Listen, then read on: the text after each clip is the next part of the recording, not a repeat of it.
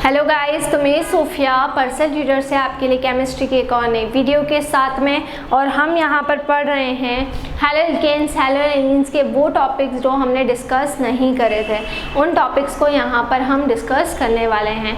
सो hello alkanes और hello arenes के topics की अगर हम बात करें तो मैंने आपको स्टार्ट किया है लास्ट वाली वीडियो से न्यूक्लियोफिलिक सब्स्टिट्यूशन रिएक्शन, जिसमें मैंने आपको पढ़ाया है SN1 mechanism and SN2 mechanism. SN1 mechanism की अगर मैं बात करूं तो SN1 मैकेनिज्म मैं आपको ऑलरेडी पूरा करवा चुकी हूं। अब मैं SN2 मैकेनिज्म की तरफ प्रोसीड करने वाली हूं। तो अगर हम बात करते हैं SN2 मैकेनिज्म की, तो सबसे पहले तो इसका फुल फॉर्म पता कर लेते हैं। तो S फॉर क्या हो जाएगा, substitution, N for nucleophilic, N2 for biomolecular.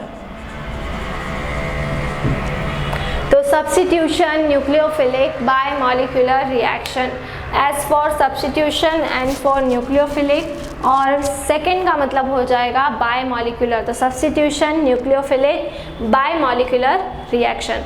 अब इसको बायोमॉलिक्यूलर रिएक्शन क्यों कहते हैं? क्योंकि इसमें जो रिएक्शन की रेट होती है वो रिएक्शन की रेट 2 मॉलिक्यूल्स के ऊपर डिपेंड करती है, इसलिए उसको हम कहते हैं biomolecular reaction.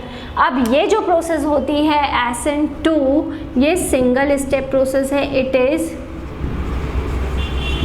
Single step process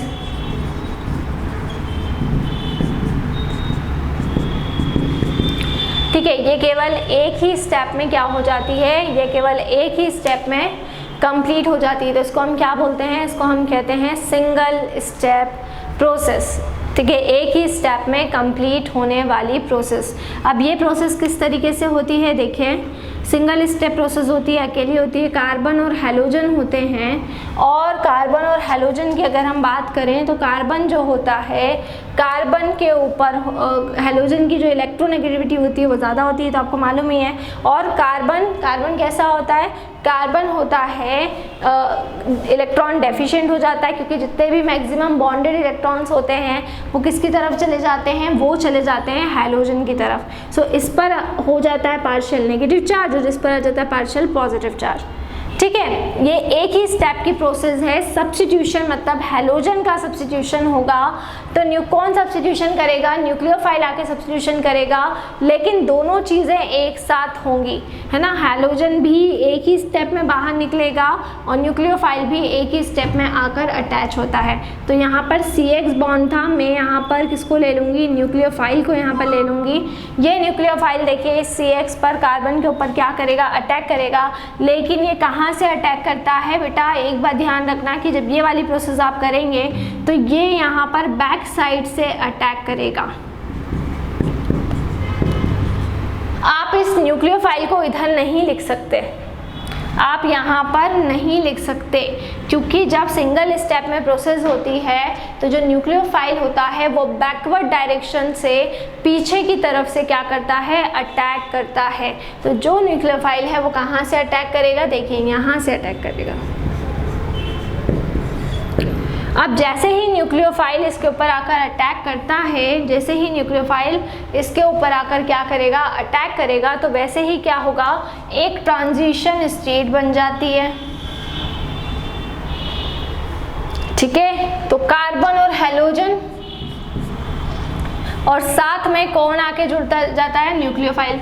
देखिए अब यहाँ पर इस ट्रांजिशन स्टेट में क्या हुआ, यहाँ पे ना ही हैलोजन कंप्लीटली सेपरेट हुआ है और ना ही न्यूक्लियोफाइल पूरी तरीके से आकर अटैच हुआ है, ना ही हैलोजन का सेपरेशन हुआ है और ना ही न्यूक्लियोफाइल पूरी तरीके से आके जुड़ा है। दोनों में से कुछ भी नहीं हुआ है, ना ही न्यूक्लियोफाइल कंप्लीटली जुड़ा है, ना ही हैलोजन पूरी तरीके से हटा है। दोनों ने मिलकर यहाँ पर कार्बन को आकर स्टिक कर रखा है। इस स्टेज को हम कहते हैं ट्रांजिशन स्टेट,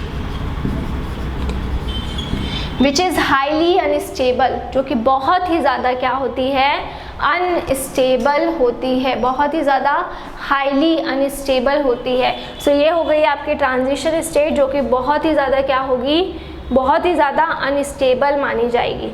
ठीक है ना। अब जैसे जैसे आगे रिएक्शन क्या होती है, फॉरवर्ड होती है, आगे रिएक्शन फॉलो अप होती है, आगे बढ़ती है, तो जैसे जैसे रिएक्शन आगे बढ़ती जाती है वैसे वैसे क्या होता जाता है, जो हैलोजन वाला बॉन्ड है वो क्या होता जाता है, वो वीकर होता जाता है, और जो न्यूक्लियोफाइल वाला बॉन्ड है वो क्या होता जाता है, वो स्ट्रॉन्गर होता जाता है। तो ये वाला जो बॉन्ड है ये वीकर होगा, लेकिन ये वाली जो स्टेज है ये बहुत ज़्यादा अनस्टेबल होगी, क्योंकि इसमें आप देख सकते हैं कि कार्बन के 5 बॉन्ड्स बन रहे हैं, 5 बॉन्ड बन रहे हैं, इसलिए इसको हम क्या बोलेंगे, इसको हम बोलेंगे हाईली अनस्टेबल स्टेट। और इसके अंदर अब क्या होगा, इसके अंदर जैसे जैसे आगे रिएक्शन प्रोसीड होगी तो हैलोजन रिमूव होता जाएगा और न्यूक्लियोफाइल इससे आके ज्वाइन होता जाएगा, जुड़ता जाएगा, और एक कंडीशन आने पर यहाँ पर क्या होता है, देखिए हैलोजन जो होता है वो पूरी तरीके से रिमूव हो जाता है और न्यूक्लियोफाइल जो होता है वो इस कार्बन पर आकर अटैच हो जाता है। तो ये बन जाता है आपका क्या, प्रोडक्ट, और हैलोजन हो गया है यहाँ से बाहर, ठीक है ना।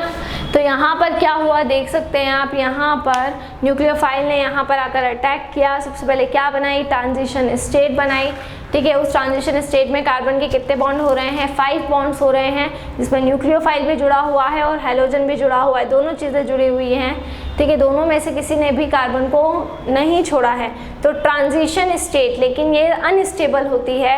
जैसे जैसे आगे रिएक्शन फॉरवर्ड होगी तो हैलोजन का जो बॉन्ड है वो वीक होता जाएगा और न्यूक्लियोफाइल का बॉन्ड स्ट्रांग होता जाएगा, और इसी तरीके से आपका बन जाएगा प्रोडक्ट, और जैसे ही ये प्रोडक्ट बनता है तो हैलोजन हो जाएगा यहाँ से सेपरेट, ठीक है। सो ये यहाँ पर हुई आपकी SN2 मैकेनिज्म। तो आपको न्यूक्लियोफिलिक सब्स्टिट्यूशन रिएक्शन के अंदर कितनी मैकेनिज्म को स्टडी करना है, 2 मैकेनिज्म को। देखिए SN1 substitution nucleophilic unimolecular reaction और SN2 substitution nucleophilic bimolecular reaction.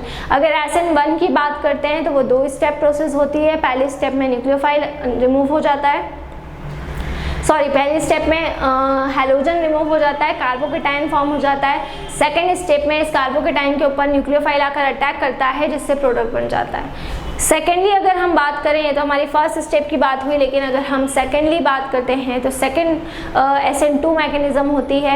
SN2 mechanism के अंदर क्या होता है, सिंगल स्टेप प्रोसेस होती है, मतलब हैलोजन तो जुड़ा ही रहता है लेकिन न्यूक्लियोफाइल बैकवर्ड से पीछे की तरफ से अटैक करता है, ये दोनों जाकर एक ट्रांजिशन स्टेट फॉर्म करते हैं, और जैसे जैसे रिएक्शन आगे फॉरवर्ड होती है तो कौन रिमूव होता जाता है, हैलोजन रिमूव होता जाता है और न्यूक्लियोफाइल फाइनली जाकर जुड़ता जाता है। तो इस तरीके से हमारा एक फाइनल प्रोडक्ट बन जाता है, ठीक है। तो ये हुई हमारी न्यूक्लियोफिलिक सब्स्टिट्यूशन रिएक्शन के दोनों टाइप्स कंप्लीट हो गए। अब इसके बाद में मैं आपको कुछ रिएक्शंस बताऊंगी जिनके अंदर ये दोनों मैकेनिज्म फॉलो हो रही हैं। तो यहाँ पर हम haloalkanes and haloarenes की सारी जो भी न्यूक्लियोफिलिक सब्स्टिट्यूशन रिएक्शंस हैं उनको पढ़ेंगे कि वो रिएक्शन किस तरीके से होती है और कौन कौन सी होती है। तो सारी रिएक्शन को हम यहाँ पर आगे पढ़ने वाले हैं।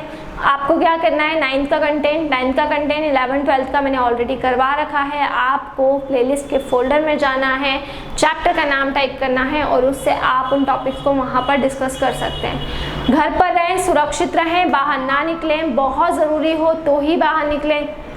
Stay home, stay safe and study hard. और दूसरी चीज़ मैं आपको ये बोल रही हूँ कि आपको जो भी चैप्टर पढ़ना है आप प्लेलिस्ट के फोल्डर के अंदर जाएं, चैप्टर का नाम टाइप करें तो वहाँ से आपको जो भी मेरी वीडियोज़ हैं, टॉपिक्स हैं, सब वहाँ से मिल जाएंगे। और अगर कोई टॉपिक आपको वहाँ से नहीं मिलता है तो बिल्कुल आप उसे कमेंट बॉक्स के अंदर डालें, तो बिल्कुल मैं आपको वो टॉपिक्स कवर अप करवाऊँगी। So stay home, stay safe, study hard. और दूसरी चीज़ मैं आपको ये कह रही हूँ कि अगर आप हमसे ऑनलाइन होम क्लासेस पढ़ना चाहते हैं तो हम आपको ऑनलाइन होम क्लासेस की फैसिलिटी भी प्रोवाइड कर रहे हैं। हमसे ऑनलाइन होम क्लासेस पढ़ने के लिए डिस्क्रिप्शन में जाकर सारी डिटेल्स ले लें और हमसे कांटेक्ट करें।